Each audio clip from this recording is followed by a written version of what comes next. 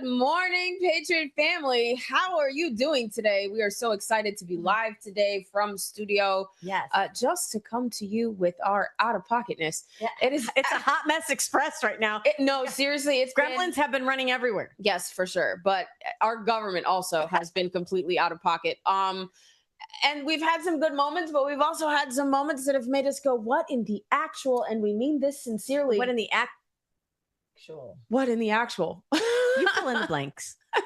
Keep it open, Mike. All right. So what are we getting into today, guys? Oh, wait, first, I'm sorry. I've like ADHD brain. Go ahead. Make sure that you like, share, subscribe. We appreciate you joining us. We like to give our thanks to Talk Red and to our producers and those that assist us every day when we do our show. Thank you guys so much. Make sure you like, share, and subscribe because really you're the ones that help us expand our reach because you like what you see and you like what you hear and you learn a lot here. That's what we're told. We are essentially one of the only podcasts that encourage everyone to go out and do something with your voice and with your vote and with your relationships that you've built in your local communities. Allie, throughout BC, this is the one thing we heard over and over again is that we aren't just doing, independent media and podcasting. We are sitting in the rooms doing the things that we try to educate you guys to do because that's how you literally move the needle. Do we want to get into just a little bit of the Farm Bill?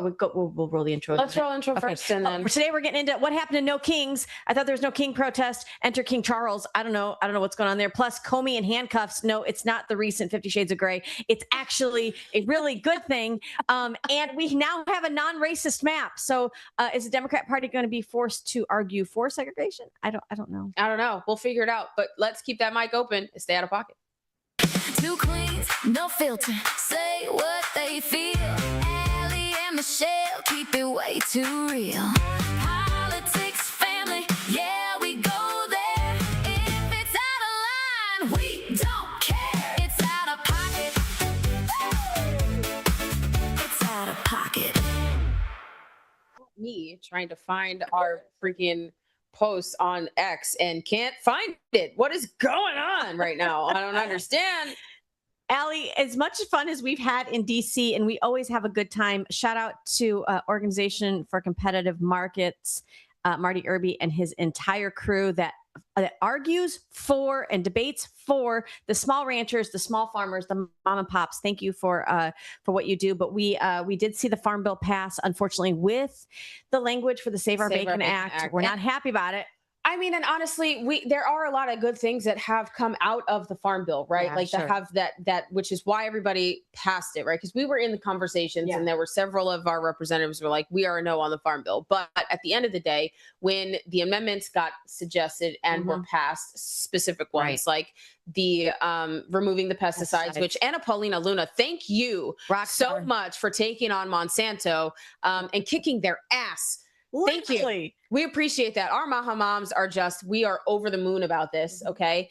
But also we had a Representative Stubbe's amendment to country of origin labeling for honey. Thank you, Representative Stubbe. Awesome. So thank you so much for that. We appreciate that. I mean, there were a lot of things that were in there. We had the checkoffs, which we can get into a little bit different. I know Marty Irby, CEO and founder of Organization for Competitive Markets, has gone into this because they actually represent 6,000 farmers, small farmers, which the Save Our Bacon Act does not assist with. It does not help them at all. It is big ag.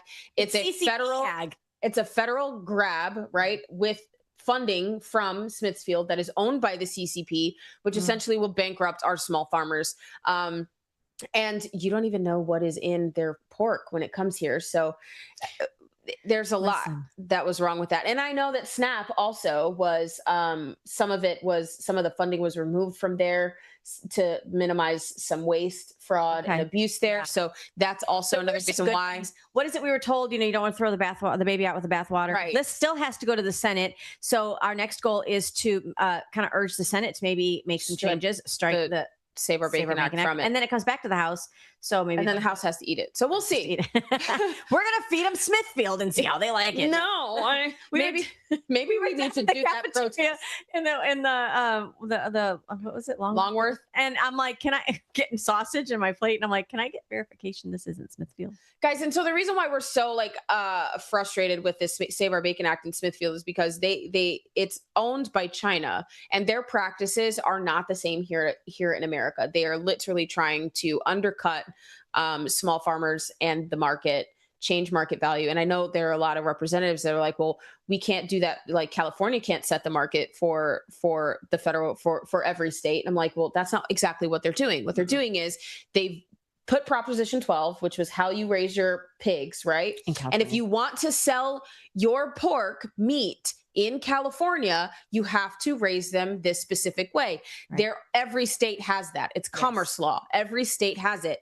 And this is where we get into the minutia, because not everybody understands commerce law. Not everybody understands things like that. And so it was just frustrating. You do understand state sovereignty. And we love that, if California wants to be weird and they put a ballot amendment on their ballot to be weird, you should allow them to be weird, not when it comes to federal elections, but obviously when it comes to what their agriculture, they know best what goes best out there on the West Coast. So everybody understood that. Like what happens, how you cultivate ag in Florida is different than Wyoming.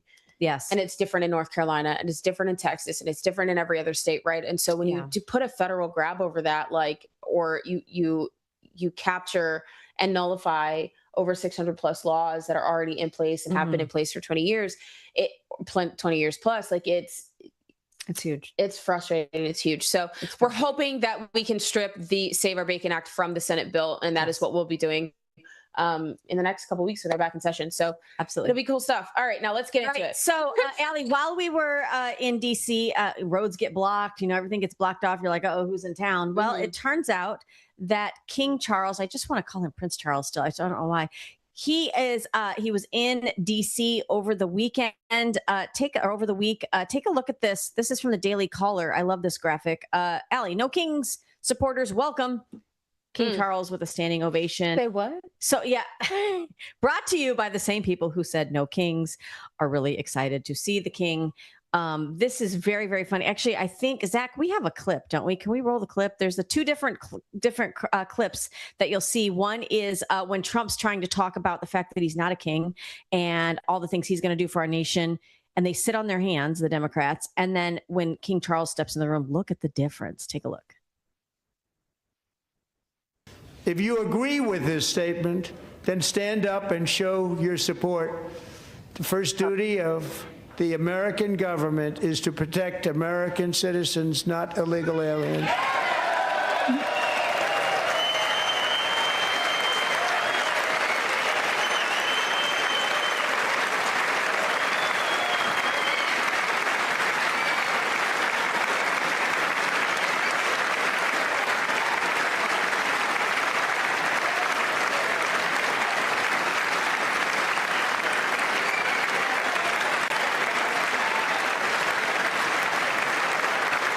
Members of Congress, I have the high privilege and distinct honor of presenting to you His Majesty Charles III.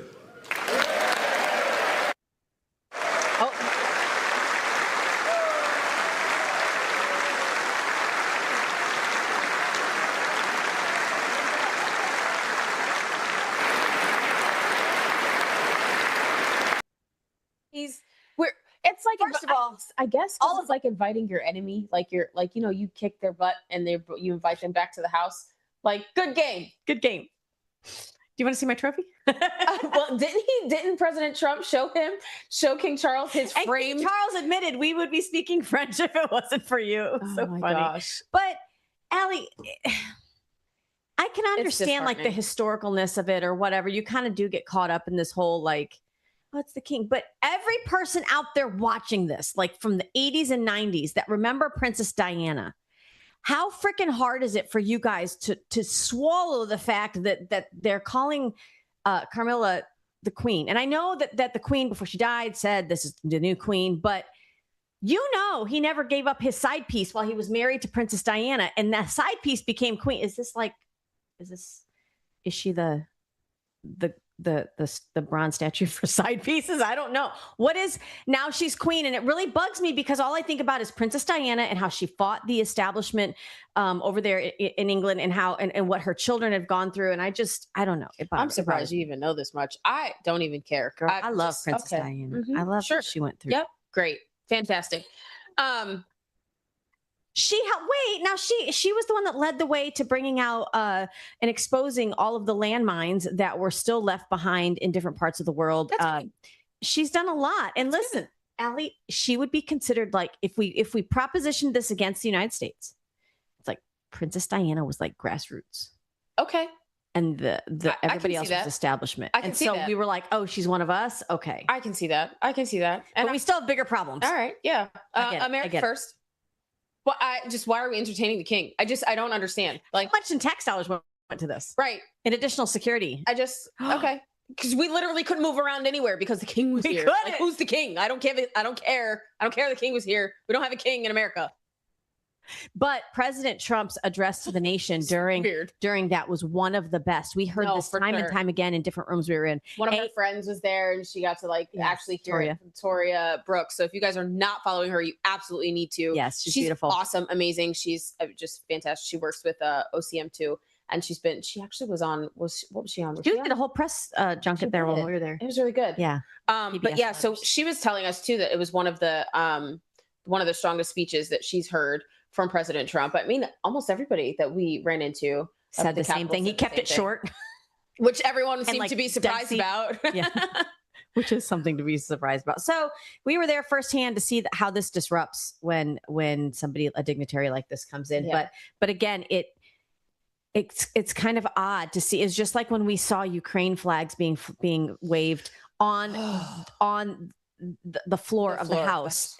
It was very difficult to stomach that because we can't even get that kind of unity when it comes to, as you saw with Trump saying, stand if you support protecting our own citizens first. And they can't do it. So did we really leave 1776? Did we really leave? I don't know. I think because some people seem awfully. Well, Ilhan Omar was all like just smiles. Listen. And like grinning from ear to ear as she took photos of King Charles in the house. And it was just a little strange. Like, I don't know. What is the obsession with Americans and the royal family? You know, I had an obsession. I'll be honest. I had an obsession when it dealt with Princess Diana because it was well, okay, let's admit it was. It was scandalous. It was scandalous, but it was also like this underdog. Okay. And then she died very young, and tragically. Right? I think the woman in me is just like, what happened there? And then Netflix did a great job with The Crown. Of course, The Crown came out officially and said that is not the official word but if you can stomach Netflix for a little bit and watch The Crown, they did a great job with that. But in our country, like, look at how much attention was paid on that. We still don't talk about really the Save America Act. We haven't talked about the SPIN Act, which is, basically giving us Smith Modernization Act back so that we cannot have journalists lie to you. We've had a third assassination attempt on the president. It's very difficult. It is. It's like, but it was obviously scheduled a long time ago. Yeah. Great. Let's move on. Allie's like, I'm done. Peace out. She just checked out. Holy crap. I've never seen her do that before. Like, I'm done. End scene. Okay. So let's talk about California for just a second, because as we saw with Nick Shirley, there has been a ton of fraud in California. Of course, we've all thought about this when it comes to election security or non-security there, but I had no idea they were going to find this kind of Medicaid fraud. Let's roll this clip, then we'll talk about it. America's fraud investigations bring us to the Golden State of California. Look at this number, $146 billion. Health and Human Service officials confirmed that number to Chris Rufo as the staggering amount of fraud in a single program in Gavin Newsom's state Medicaid system. Stop and think about that. $146 billion, a single program, a single state. That is slightly more than Warren Buffett's estimated net worth. It is more than the GDP of several small countries like the Marshall Islands and Dominica, just to name a few. And it is well over $100 billion more than the most valuable NFL team, the Dallas Cowboys. That is just for Medicaid, just in California. So imagine what the total number of fraud is when you count all the social programs in all 50 states. The Trump administration is imagining that, and they are now taking action in a stunning raid of hospice facilities in Gavin Newsom's California. Now, just this week, the Justice Department announced 8 people were arrested accused of defrauding the state out of more than $50 million. That includes one couple who runs a hospice care center in Anaheim. And in dramatic fashion, authorities swarmed their residents, sawing through the metal front gates of the property, and used a loudspeaker to get them to come outside. The couple is accused of defrauding taxpayers to the tune of $7 million. And according to reports, their center has been a problem for years. Over the past 5 years, they reported more than 97% of their patients lived, and that's in hospice. That is unheard of. 90% of patients, on average, die less than 6 months after admission. Whoa. Wow. Hospice fraud. That is insane. 146 billion. Allie, go ahead. No, I'm just trying to tell you, like, this is why it's so important for you to have a Doge in your city, in your state. Yes. Because Florida is actually doing this. Florida is going around with our CFO, Blazin Goglia, and he has found FAFO, right? It was the Financial Accountability, whatever. You guys get it. For financial oversight, that guy. Yeah. He has been incredible with the investigations that they're doing and finding fraud wherever it is. Right. Waste, theft, and fraud is how they put it. WTF. What the? Because, right, what in the actual F. Because why would you want to defraud the American people, the Floridians, your constituents? Yes. And why are we allowing that to happen? Especially if you're standing there and you're saying you are for law and order, you are for equal justice. Again, I've said this in several meetings we were in. We cannot talk out of both sides of our mouth, you guys. You have to be able to stand on what you're saying. Either you say what you mean and you do what you say, right? Right. Absolutely. Or you don't. But and here's where this hits so close to home, you guys, because we just said with the Farm Bill that we like state sovereignty. We like for states to, I mean, if they want to go off the rails with some of the things they vote for, that's fine. This is not an issue with state sovereignty because this is Medicaid. That is federal. Those are federal dollars. That means you sitting in your perfectly wonderful air-conditioned red state, red city, red county are funding this. This is ripping off voters and taxpayers nationwide. So this is not okay for you to take the Medicaid dollars from the federal government, which, by the way, as the federal government, you're sort of like mama and papa. How are you not doing a better job of watching where these funds go? This is their dereliction of duty, the federal government, to not take on their fiduciary responsibility to target your tax dollars and make sure they're not being it's not being fraudulent. So why this also makes me wonder why Medicaid is federal. If we had it at a state level and only a state level, it would be easier to weed out and find where the fraud was. Do you want to know why it's not? Oh, go ahead. In California, Californians don't want to be the only ones paying for their fraud. In Minnesota, Minnesotans, they probably don't have enough taxpayers to pay for all their fraud. So they're going to go into your red district and try to centralize that in the federal government. But potentially, could we be seeing them moving and exposing this fraud to just get under the American people's skin enough to say, I'm not funding that BS out west? And could we potentially see this set up for an explanation of why we defederalize some of these things? We do need to defederalize. I think the government is too big. And this is what we're talking about in the Save Our Bacon Act. I mean, we spoke with one representative who was like, why wasn't this submitted as a single bill? We're like, yeah, exactly. That is exactly our point. And he was like, I'd be happy to, like, you know, I would have been happy to have like taken it, like, you know what I mean? He's like, I signed the letter. I was on it. Like, it just, the amendment didn't come up. Like, what were we supposed to do? And I'm like, I get it.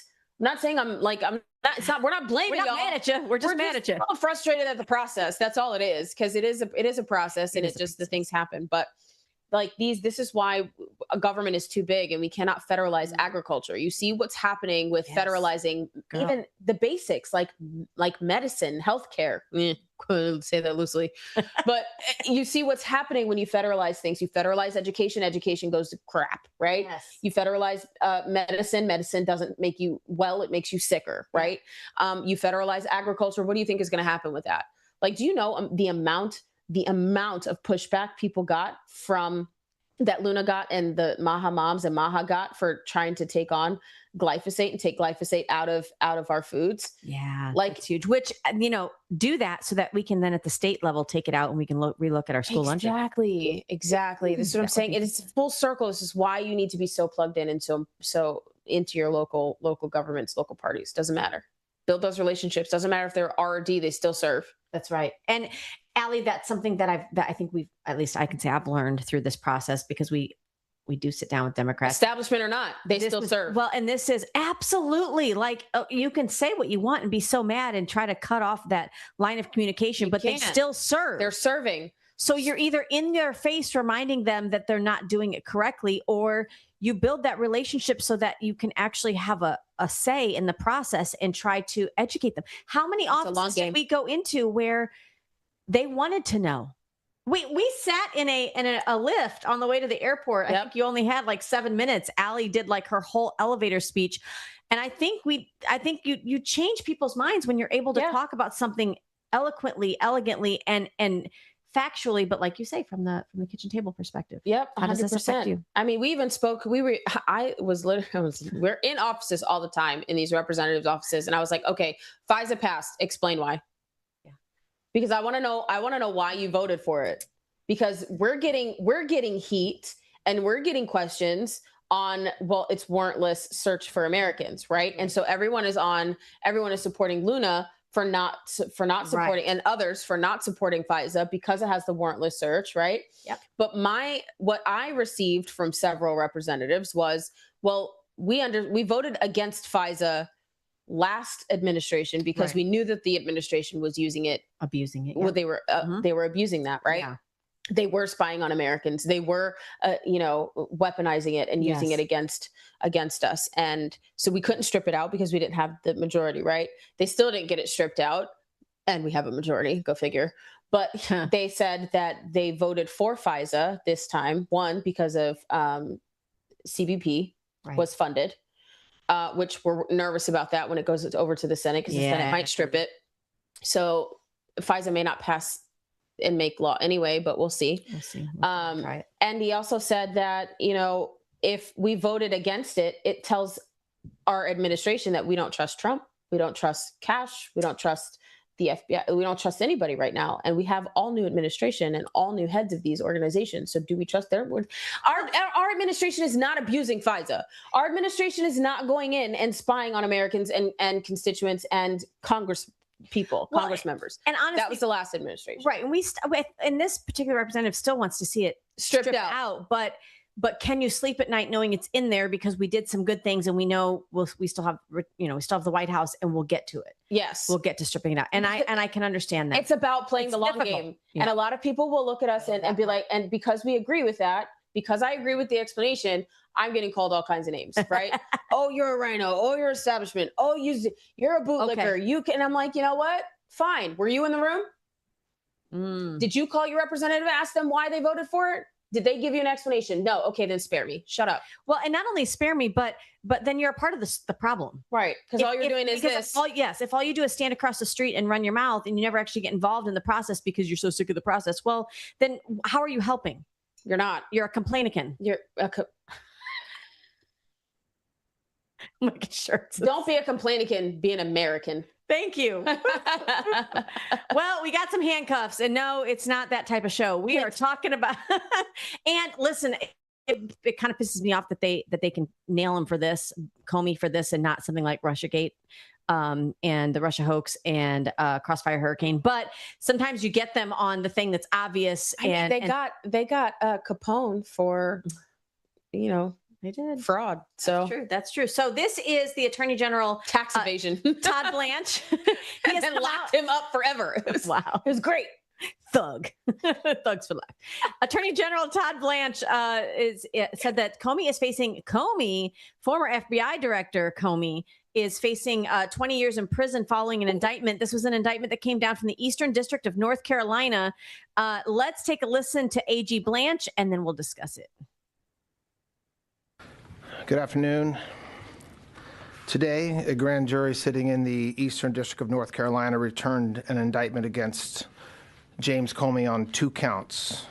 The first count is that on or about May 15th of last year, he knowingly and willfully making a threat to take the life of and to inflict bodily harm upon the President of the United States. Count 2, same day, May 15th, 2025, that the defendant, James Comey, knowingly and willfully transmitting in interstate commerce a communication that contained a threat to kill the President of the United States. Both of these counts carry a maximum term of imprisonment of 10 years. He does have an arrest warrant as well. Allie, this is how slow sometimes justice works. This was last May. If you don't remember, he made in seashells on the beach 86-47, obviously referring to President Trump as the 47th president of the United States. So they are nailing him on this. Let's listen to one other video and then we'll talk about it. This is FBI Director Kash Patel. Listen. As you heard from the Attorney General, the U.S. Attorney, former FBI Director James Comey has now been indicted for 2 felony counts. While many of you may read this indictment and view this matter as a simple investigation, it is the farthest thing from that. Every single investigation this FBI and our partners at the Department of Justice undertake, especially those that involve the threats to harm or hurt or even kill individuals, whether they hold public office or civilians in our country, are met with the same measure of investigative prowess and tools and personnel in partnership with the Department of Justice as anyone else. As the U.S. Attorney indicated, James Comey will be afforded every matter of due process under the United States Constitution. And as the Attorney General indicated, this has been a case that's been investigated over the past 9, 10, 11 months. These cases take time. Our investigators work methodically. They are career agents, career prosecutors who work these matters. They call the balls and strikes in the field as they see fit, pursuant to the facts of the case and the law. They took that information and made a presentment to a grand jury, a jury of peers in the district in which the alleged crime took place. And that grand jury spoke, and that grand jury returned a 2-count indictment against James Comey. Wow. 2 felony counts. Former FBI Director. You know what I love about this? What? Discovery.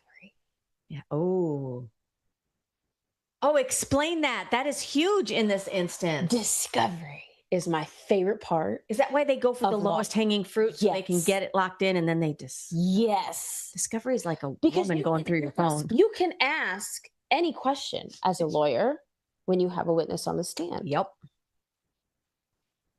And they're under oath. I mean, you could have the other lawyer stand and say relevance, but it really is at the discretion of the judge. It is. Ooh. Do you see why your judges are so important too? Wow. Keep it locked here. Now, what I don't like is we didn't get a mugshot. No, we didn't get. Why? Why? Because we got Trump in a mugshot. But I'm asking, like, why not? Yes, why is Comey? Okay, I'm sorry. Listen, in an argument. I mean, you ended up with. And I may feel a certain kind of way about Roger Stone, but why are we not?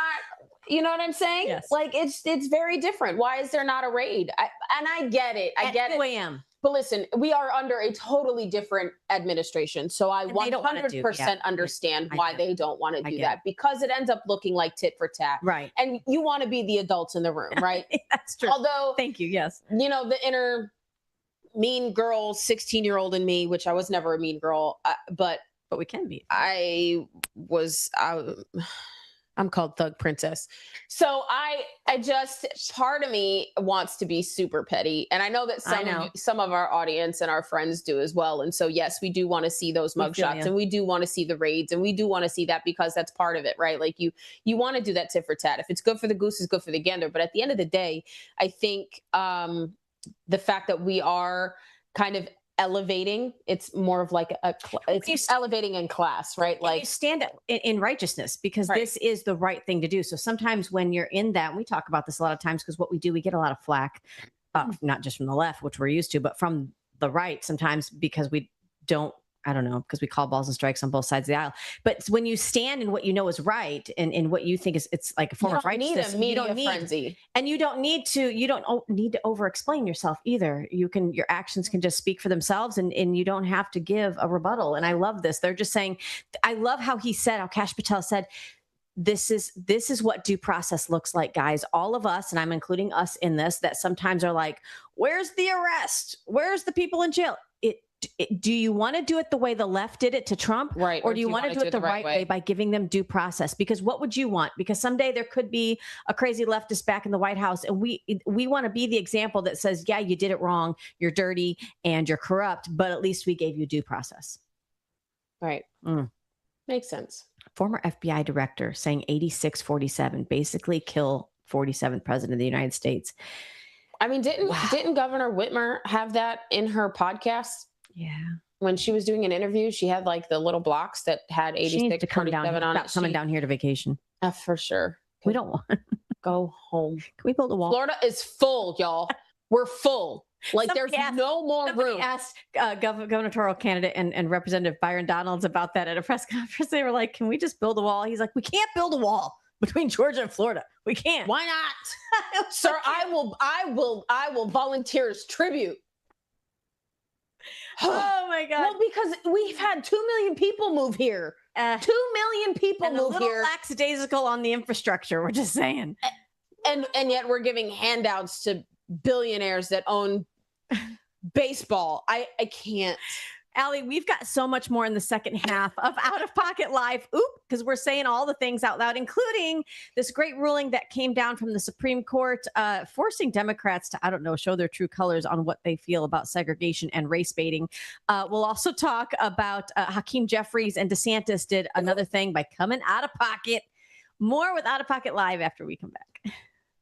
From the heart of Marietta, Georgia, comes a tribute to the spirit of liberty. Liberty Cigars, where history meets craftsmanship. Each cigar tells a story. The Founders Collection honors the visionaries who shaped a nation. The President's House Collection celebrates the leaders who steered it. And the Naval Series salutes the heroes who defended it.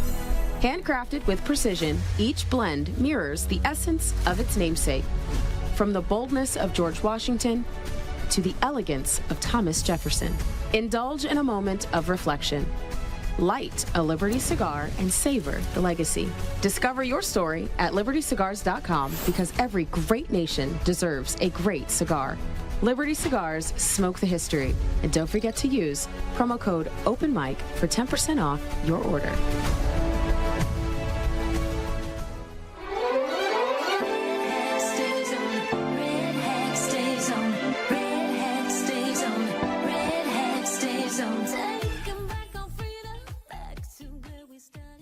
Welcome to Out of Pocket Live, formerly Open Mic, ladies.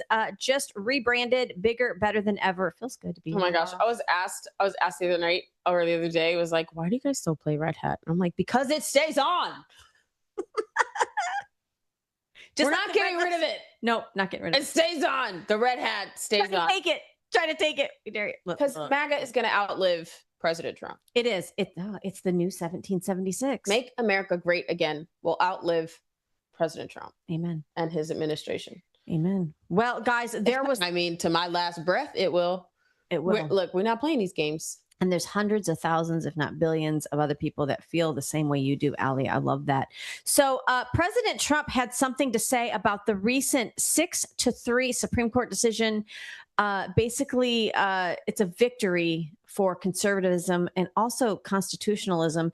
He says here, if you take a look at this post, he said today's 6-3 Supreme Court decision.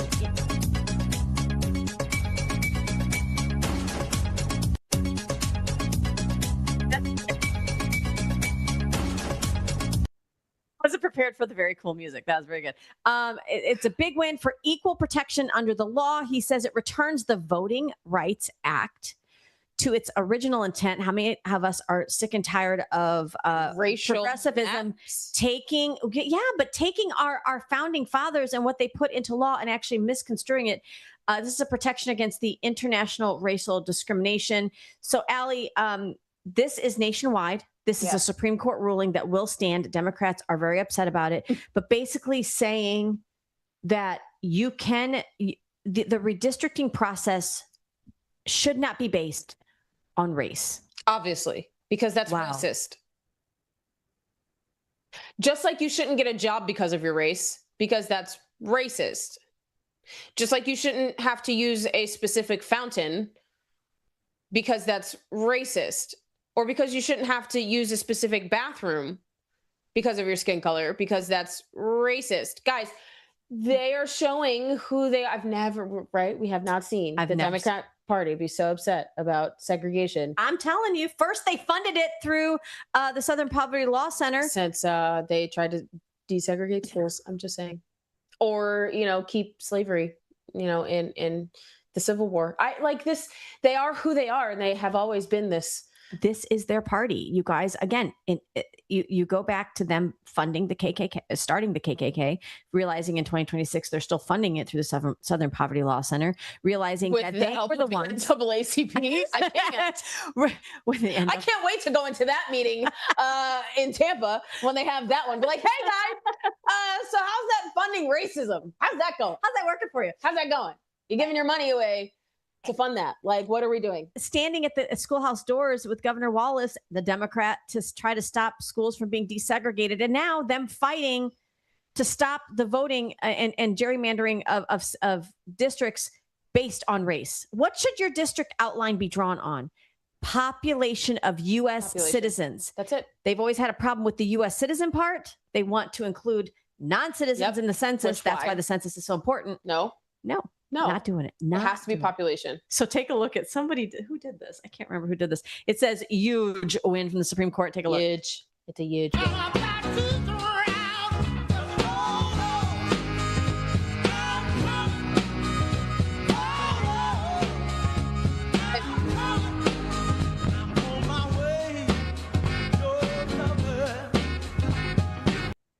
Hey, I love that. That's no funny. more race-based congressional districts. That's your federal seats. But a lot of states are even taking this opportunity with huge supermajorities to look at the redistricting based, again, on population in your state. Population. That's honestly what it should be under. It shouldn't be under race. It should be under population. So as you can imagine, Allie, not everybody is really happy about this on the Democrat side. What's the motive of Trump always to force the Democrats to have to argue the 10% of an issue? It's not even 20% anymore. It's the wrong 10% side of the wrong side of the issue. Man, you got to argue for it. Let's listen to Hakeem Jeffries. Hakeem, God bless you. It reminds me of that comedian. What is the comedian? Jeff Dunham.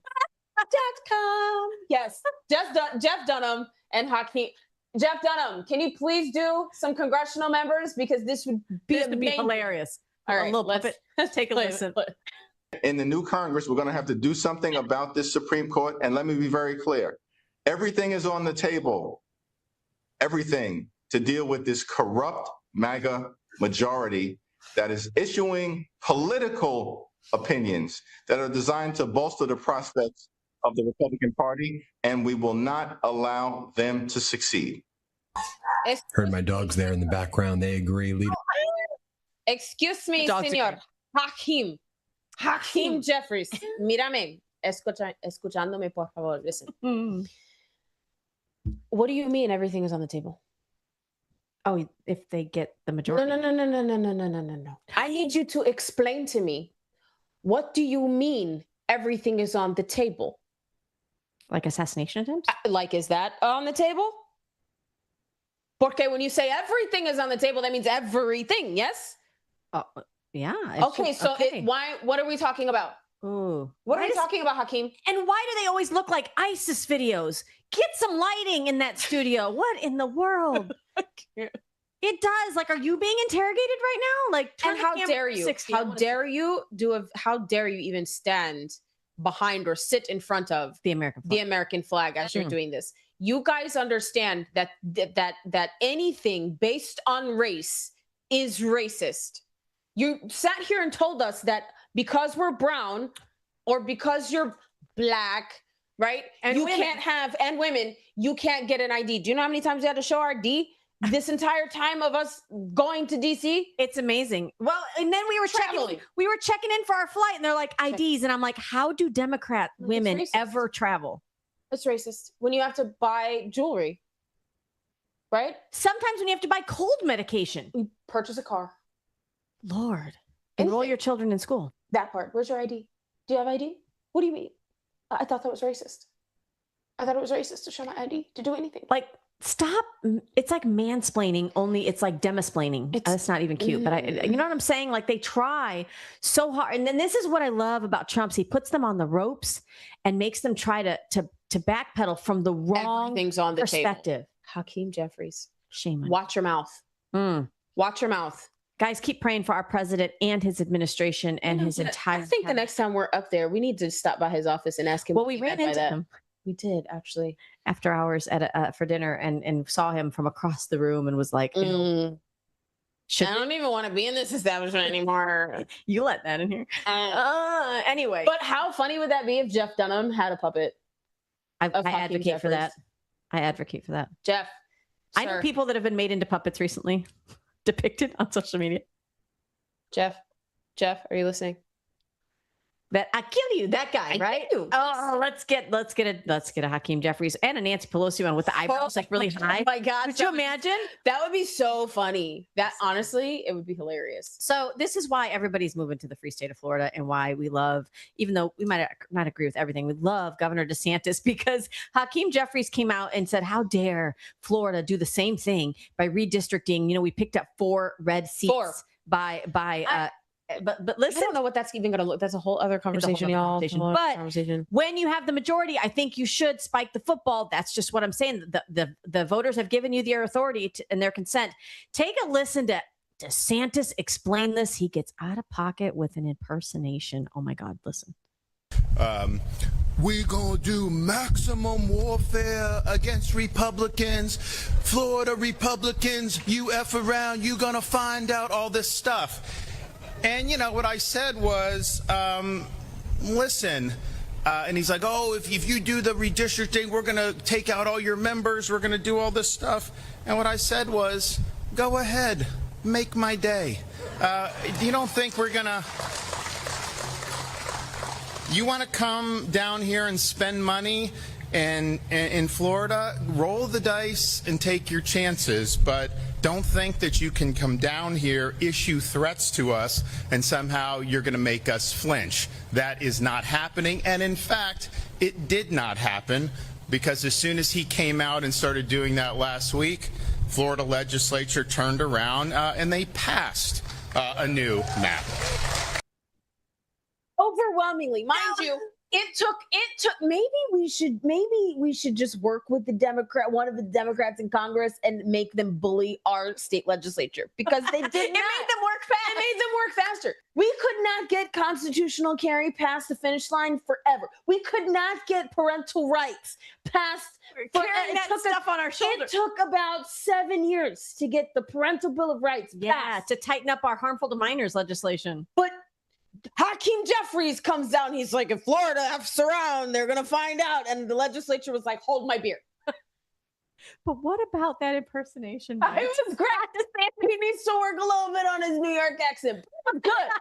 It was really good. Congratulations. I like that. I like that, Ronnie. I like it. The left is going to have a field day with that. But I can't. As soon as I heard that, I thought, what in the world? That is the most amazing. That was great. He was really out of pocket. He doesn't ever do that. No, you can tell he's not running for office. I think it was great. I think I like it. I liked it. I like it. Trump is rubbing off on him a little bit. I like the out of pocket man. I love the out of pocketness.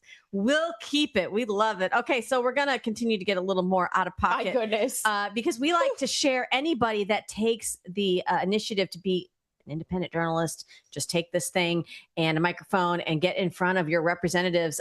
So what they don't like is when you catch them off guard, either in transition from, one some of them do actually. Some of them request it. Like, please come for me. I'm talking Democrats. Oh, Democrats. But you're right. The Republican, because some of our Republicans are like, come for me. I don't even care. How this woman Maxine Waters is still in office. She doesn't live in her district. Her district is complete poison out there. I feel so bad for them out there on the West Coast.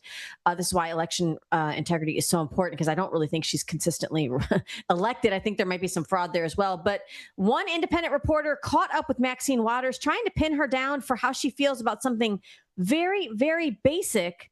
She sounds extremely confused. It might be the Biden syndrome. Take a look. Saturday's White House Correspondents Association dinner, the third assassination attempt on President Trump, changed the Democrats' calculus at all on getting DHS funded? I'm sorry. I'm focused, and I can't respond to you now. I'm thinking about something that we have to do. Oh, okay. Do you think it's important to get Secret Service paid at this point in time, to get ICE paid, to get DHS funded? I think it's important for me to make sure I get this $1 trillion bill so that we can have something that is meaningful to deal with the housing crisis. So I want everybody to have an affordable job. I want people to live in decent housing. I want people to be able to support their children. And so, yes, I'm a progressive. I was just with the Progressive Caucus, and I'm feeling very good about the leadership that is being taken and the determination that you just witnessed from all of those members of the Progressive Caucus to do what we said we're going to do. Thank you. Thank you, Congresswoman. Maxine Waters, she has lost her mind. I don't know that she's had it. I don't know. But if you guys have seen the videos, we've shown them here, where she's talking about get in their face, anybody, him, meaning Trump, and his establishment, and his administration, and MAGA, and get in their face. Right. I mean, listen, I can't talk to you right now. I'm focused on where I'm going. No, I'm focused on something I'm thinking about. It's the Kamala Harris syndrome. How much have you had to drink, Miss Waters? And I'm not talking about water, ma'am. She does not look hydrated there. She did not look hydrated. Is that vodka in your coffee cup? Just what?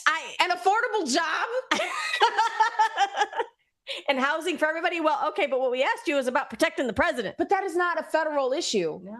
Affordable housing does not start at the federal level. Affordable housing starts at the local level. With your county commission. And what did we just say? $147 billion in fraud in Medicaid in California alone. Hey, you wonder how many houses you could build for people, affordable housing in California? Not that I want to see taxpayer dollars go to that, but if that's what you choose in California, veterans, why not? Maybe go back to your district, ma'am. Take off. She's trying to walk in high heels. Did you see that? And we see this all the time on Capitol Hill. That's why we bring extra shoes, so we can change our shoes, because that was not pretty. Okay, ready? Put on your thinking caps. School is in session, guys. I have a question for you. This does not need to be multiple choice, because 99.99% of Americans are going to get this right. How many world wars have we had, y'all? Think about it. I mean, I wasn't there for it, but I remember learning about World War I. I remember learning about World War II. Now, either I have fallen into a deep coma. What timeline am I on? I did not have this on my 2026 bingo card. World War XI. I think those were Roman numerals. Elon Omar. Roll clip. The last time the Alien Enemies Act was invoked, it was used to detain and deport German, Japanese, Italian immigrants during World War XI. Not that many. Sorry, ma'am. Not that many. 11? I'm safe from World War 3, Mark 4, safe. 5, 6, 7, 8, 9, 10, and 11.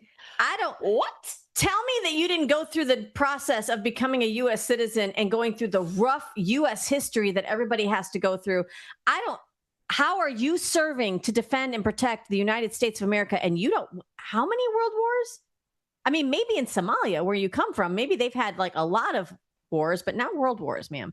That's the Roman numeral dose that tripped up Elon Omar. I'm not pulling any punches. That this woman has been defiling other people and our country for a long time. Remember when that same independent journalist caught up with her and she said, I think you're stupid. I think you're stupid. And I don't have to tell you. Stupid is as stupid does. Like the audacity, ma'am. Audacity. The conservative aunt calls her Elon Akbar. Did you see his video? Conservative aunt, keep it coming. That was freaking hilarious. Him. Oh my gosh. One of my favorite content creators on the planet. What timeline are we on? I don't know. What Do you guys remember World War III, World War XI? I kind of feel like maybe World War III, maybe. Well, and here's the thing. Like, I feel like that would be a great major motion picture. Now, like World War XI, what does that look like? Oh, I mean, we've skipped 3 through 10, but What is that, like another movie of what is that? What's that movie? I don't know. Oh my gosh. The Independence Day? No. Aliens? No. With the Mad Max. Oh, yeah. Yeah? I mean, I would watch it. I don't know. Stupidity coming to a Republican representative near you. Well, not to make... She's not Republican. She's Democrat. I said a representative. Oh. A Democrat representative near you. To the Republican near you. Well, and maybe some. I don't know. Let's be honest. So, Allie, I don't want to make light of what took place with the attempted assassination of President Trump. We've talked about it at great length over the week here on the show. But a journalist did ask him about the potential of wearing like a bulletproof vest everywhere he goes. Do you remember when that came up on the TV? And I'm like, yeah, let's just tell everybody that our president is wearing a bulletproof vest. First of all, everywhere he goes. Tell them about ops. What is OPSEC, you guys? Operational security. Do we really need to tell the entire world that our president could potentially wear a bulletproof vest so they could just continuously practice on aiming headshots? Like what are we talking about? I mean, what's next? A helmet? But after everything, yes, our president should come out and speak with a helmet and full battle rattle. Yeah, let's do that. Let's do that. Lord. So the entire Democrat Party and the rest of the world that hates us could be like, he's a dictator. He's a warmonger. Coming out there. You know that's what battle. they would say. Come on now. No, it's the armor of the Lord. Well, but when they asked him, listen, after everything he's been through, and I'm not just talking about the assassination attempts, but even on the far right, like the far right, you're so left kind of people that have been throwing him under the bus. Take a listen to wonderful President Trump's response to this question. Is there talks about you potentially wearing a bulletproof vest moving forward, given you have now been shot at? I don't know if I can handle looking 20 pounds heavier. These guys, they look so good. Some of these guys are physical specimens. I love him. I don't want to look 20 pounds heavier. I don't think I can handle looking 20 pounds heavier. No, honestly though, bulletproof vests are heavy. They're heavy. And like even like full battle gear, like that's like an extra 30 pounds. Like that's heavy. It's heavy. It's heavy. And no, he's right. I mean, even being on TV is extra 10%, but I love that he has 10 pounds. That's what I mean. I love that he has the humor, right? To kind of not take it lightly, but you kind of have to laugh at these things. I think it pisses those off that one at 86-47, that he can still have a sense of humor, like you haven't rattled him. Yeah, well, you haven't, and that's the sign of true leadership. And the fact that he is prayed over. He probably is staying even staying in prayer himself. Yeah. Because I think he's realized that he is being protected in some kind of, divine way. Absolutely. And he's walking in alignment, and you can see that there is an anointing over him. Absolutely. And I think that has something to do with the way he's handling these assassination attempts. And I do think that we just need to continue to pray for our country, pray for our president and our administration and those that are in harm's way, and to just continue to be the sharpest tip of the spear in your circle of influence, you guys. Like, this is only a republic if we can keep it. And that means we have to take a participatory role in our own governance. And you can't do that sitting on the sidelines. You can't do that being a complainikin or a panikin. You have to actually get in there and till the soil, plant the good seed. You're not going to agree with everybody 100%. That doesn't mean you forfeit. Like, I love how Pastor says, this is the participation trophy generation. Yes. Well, I don't agree with you, so I'm out. I'm taking my ball home and going home. Taking my ball and I'm going home. Like, no, get in there and make some, listen, if the founders of our nation did that, we would have never become independent. They burnt the midnight oil to try to change each other's minds, and that try to intellectually debate and sway the public opinion. It's called whipping, and you can do it to your representatives, not figuratively, but you know what I'm saying. Which, I mean, I might one day. I might. I might enjoy it, considering it is the HOR. So. We called it the HOR house. Anyway, That's it for Out of Pocket Live today. That's about all you can handle for this week anyway. We're hoping that you guys have a great Friday, a great weekend, and that you'll join us back here Monday, 10 a.m. sharp for another live episode. Get out there, like, share, subscribe. Make sure you follow at Real Allie Leger, at Michelle Posey on all social media platforms. And start calling your senators and telling them you don't want the Save Our Bacon Act in the Farm Bill that's coming out of the Senate. Take that bill right now will obliterate over 1,100 states' rights. So let's get on it, you guys. Let's do it. Absolutely. Until then, keep your mic open and stay out of pocket. We love y'all. Two queens, no filter, say what they feel. Allie and Michelle keep it way too real. Politics, family, yeah, we go there. If it's out of line, we don't care. It's out of pocket. It's out of pocket. Two queens, no filter, say what they feel. Allie and Michelle keep it